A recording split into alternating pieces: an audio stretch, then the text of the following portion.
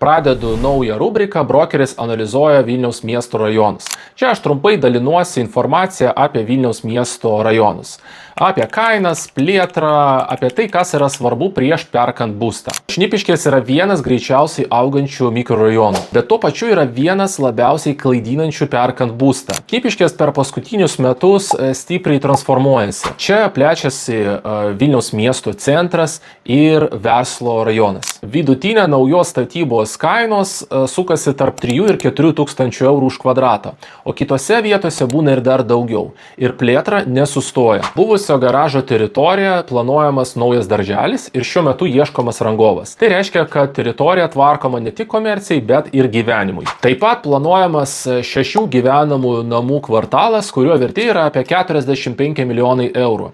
Ir tai rodo aiškiai rajono kryptį. Rajonas juda link išvystytos miesto dalies, bet yra labai svarbi rizika. Šnipiškių mikrorajonas iki šiol yra nevienodas.